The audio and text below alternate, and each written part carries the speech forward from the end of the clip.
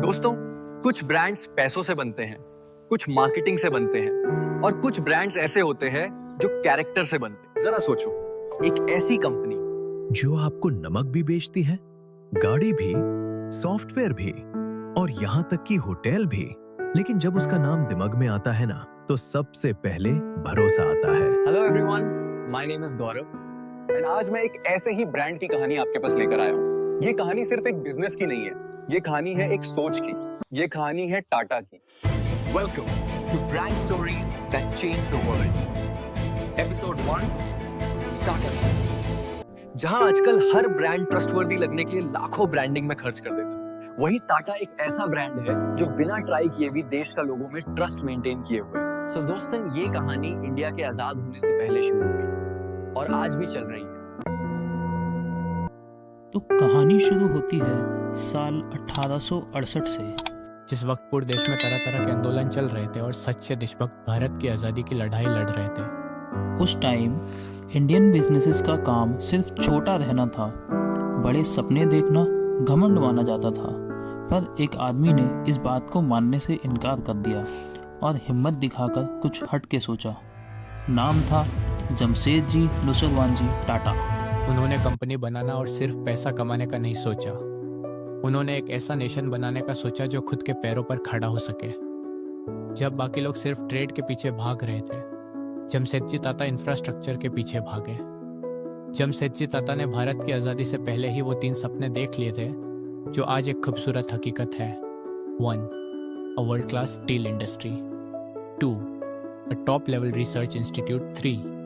Affordable power for Indians। हाँ, उस time लोगों ने उनका मजाक जरूर बनाया, but today Tata Steel exists, IISc exists, and Tata Power also exists. That's not luck, that's long term thinking। उस वक्त उन्होंने अचीव किया। 1. टाटा के फर्स्ट इंडस्ट्रियल वेंचर्स का foundation. 2. Indian institute of science का विजन और funding. 3. And Indian steel industry का blueprint.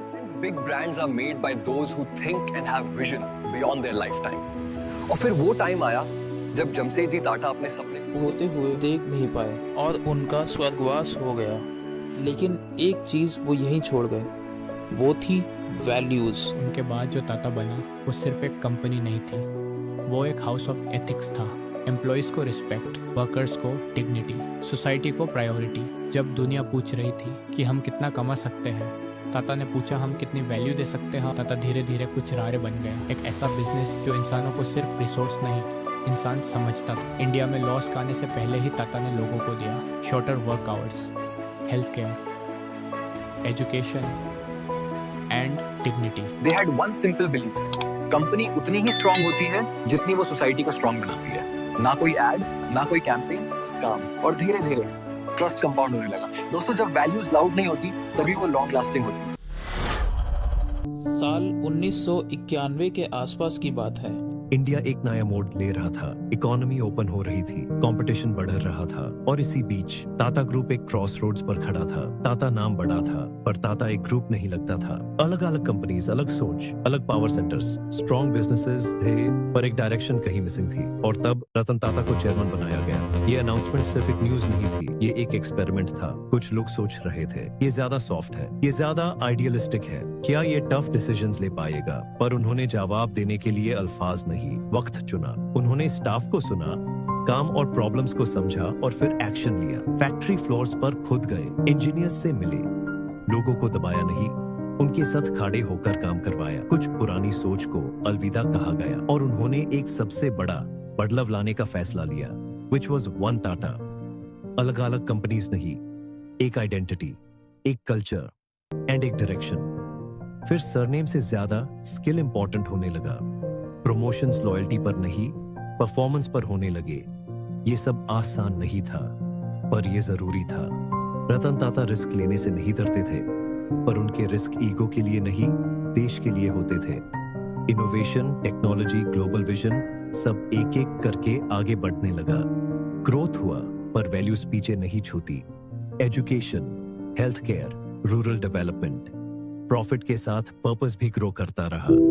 Ratan Tata ने कभी सक्सेस का शोर नहीं मचाया, ना इंटरव्यूज में चेस्ट थंपिंग की और ना हेडलाइंस का शौक किया।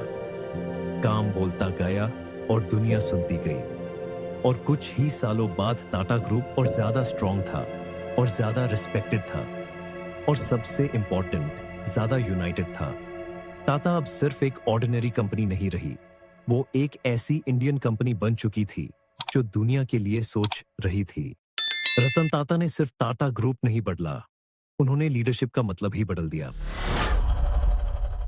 दोस्तों, एक बार रतन टाटा सर अपनी कार में बैठकर कहीं जा रहे थे और सडनली उनकी नजर एक मिडिल क्लास फैमिली के ऊपर गई। पूरी फैमिली एक स्कूटर पर। अचानक उनके दिमाग में एक थॉट आया, इस तरह ट्रैवल करना सेफ है क्या?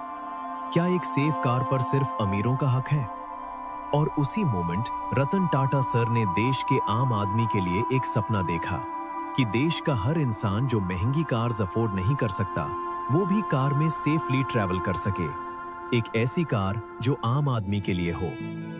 एक आइडिया जो प्रॉफिट के लिए नहीं, प्रोटेक्शन के लिए देखा गया। एक सपना 4 पहियों पर। और उन्होंने फैसला लिया कि वो वर्ल्ड की सबसे अफोर्डेबल कार बनाएंगे। कार बानी और लॉन्च भी हुई। नाम रखा गया टाटा नैनो। छोटा नाम पर नीयत बहुत बड़ी।